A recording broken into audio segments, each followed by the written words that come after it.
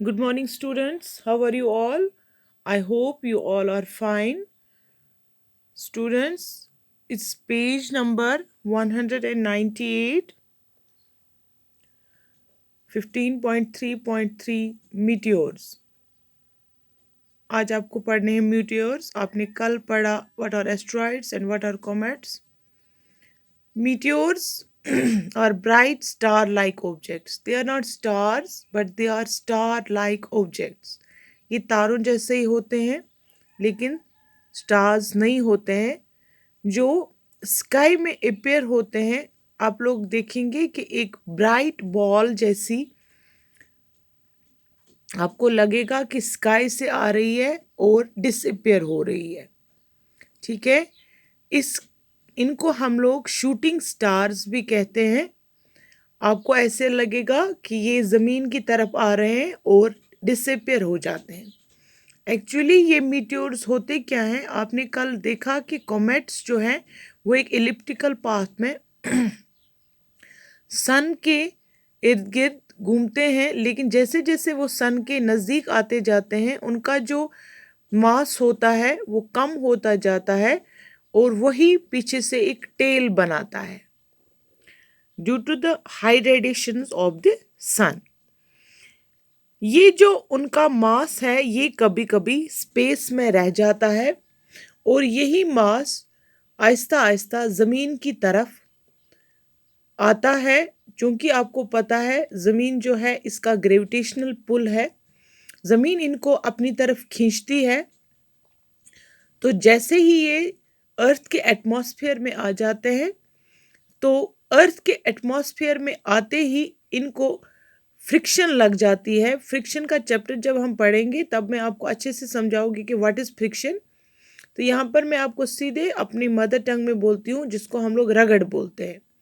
इनको हवा के साथ रगड़ लग जाती है और इनको आग लग जाती है। ठीक है, जैसे ये जलते हैं तो आपको लगेगा कि एक ब्राइट ऑब्जेक्ट जो है वो ज़मीन की तरफ गिरता है और वो कंप्लीटली फिर डिसअपियर हो जाता है।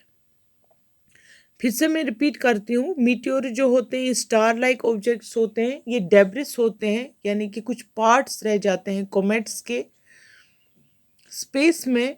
वो due to earth's gravitational pull earth के नज़दीक खींचे चले जाते हैं। तो जैसे ही अर्थ के अंदर एंटर हो जाते हैं तो अर्थ के एटमॉस्फेयर की वजह से इनको रगड़ लग जाती है और इनको आग लग जाती है। तो पीछे से इनको एक टेल सा बन जाता है और ये एक ब्राइट ऑब्जेक्ट की तरह ज़मीन के अंदर आ जाते हैं और ज़मीन पर गिर जाते हैं। ठीक है, या तो ये कंप्लीटली बर्न हो जाएंगे एटमॉस्फेयर में तो ख़त्म हो जाएंगे। ठीक है, या फिर अगर इनका कोई रेजिडुअल पार्ट कंप्लीटली बर्न नहीं हुआ, ये आधा ही बर्न हो गया, तो वो ज़मीन तक पहुंचेगा, तो वो ज़मीन की किसी जगह पर गिरेगा। That is meteorite. That is meteorite. What are meteors? Meteors जो होते हैं वो स्टार लाइक ऑब्जेक्ट्स होते हैं, वो डेब्रिस होते हैं कॉमेट्स के। जैसे ही अर्थ के एटमॉस्फेयर के अंदर एंटर हो जाते हैं उनको आग लग जाती है। These are meteors. ठीक है, ये टेल जैसा बनाते हैं, इनको हम लोग तभी शूटिंग स्टार्स भी बोलते हैं। लेकिन अगर ये कंप्लीटली बर्न नहीं हुए, ख़त्म नहीं हुए, तो इनका कुछ पार्ट पूरी ज़मीन तक आ जाता है, यानी कि ज़मीन के ऊपर गिरता है। That is meteorite. उसको क्या बोलते हैं हम लोग? उसको मीटियोराइट बोलते हैं। ये मीटियोराइट का साइज़ कितना हो सकता है? ये एक छोटे पत्थर के जितना भी हो सकता है या कुछ बड़ी रॉक के जितना भी इसका साइज़ हो सकता है। चूँकि मीटियोर जो होते हैं वो कंप्लीटली बर्न हो जाते हैं, कभी अर्थ के एटमॉस्फेयर में, कभी वो उनका रेजिडुअल पार्ट कंप्लीटली बर्न नहीं हो जाता है लेकिन वो ज़मीन तक आ जाते हैं। That are meteorites. तो कुछ मीटियोर जो हैं वो मून की तरफ भी खींचते हैं। ठीक है, मून का ग्रेविटेशनल पुल चूँकि अर्थ से बहुत कम है, अर्थ से बहुत कम है और एटमॉस्फेयर नहीं है, तो वहाँ पर उनको फ्रिक्शन ज़्यादा नहीं होगी, तो कंप्लीटली कभी कभी मीटियोराइट जो है वो मून पर गिर जाते हैं। ठीक है, वहाँ पर उनको कंप्लीट कंबशन नहीं होती, वो कंप्लीट जल नहीं जाते हैं, वो पूरे के पूरे एज ए मीटियोराइट मून के सरफेस पर आ जाते हैं। हमारे पास साइंटिस्ट के पास बहुत सारी इंफॉर्मेशन है अबाउट मीटियोर्स। क्योंकि मून के पास एटमॉस्फेयर नहीं है, इसलिए meteors directly reach the surface of the moon to form meteorites. ठीक है, तो इसी के साथ आपका ये साइंस का जो चैप्टर है stars and the solar system ये कंप्लीट हो गया। तो इंशाल्लाह हम कल इसके क्वेश्चन आंसर्स करेंगे। तो आज हम इसके जो यहाँ पर फिल इन द ब्लैंक्स दिए गए हैं इनको करेंगे। आप लोग देख लीजिए, it's page number 200। The branch of science which deals with the study of dash is called astronomy.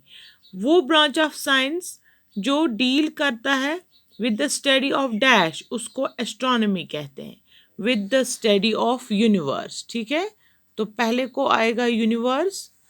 ठीक है, the unburnt part of meteor which reach the earth is called। अभी मैंने आपको पढ़ाया जो unburnt रहता है, जो अर्थ के सरफेस पर कंप्लीटली पहुंच जाता है, उसको हम लोग कहते हैं दिस इज मीटियोराइट। मीटियोराइट कहते हैं हम इसको। ठीक है, the heavenly body which revolves round the sun are called, जो सन के इर्द गिर्द घूमते हैं उनको क्या बोलते हैं हम, are known as planets. The heavenly bodies which revolve round the planets, जो प्लैनेट्स के इर्द गिर्द घूमते हैं उसको हम लोग क्या बोलते हैं, उनको हम लोग बोलते हैं मून। ठीक है, जैसे अर्थ के इर्द गिर्द मून घूमती है, सैटर्न जुपिटर के इर्द गिर्द। The orbit of dash is not the same plane as that of others. The orbit of dash is not in the same plane as that of other planets. Path जो होती है planets की वो same नहीं होती है, किसकी, प्लेटो की, कोर की, कॉमेट की या कॉन्स्टलेशन की।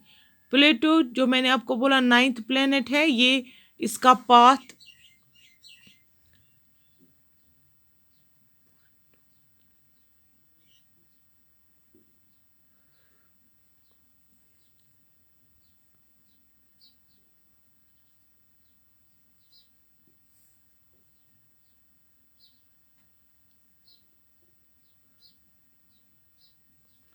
यहाँ पर which revolve around the planets are called moon.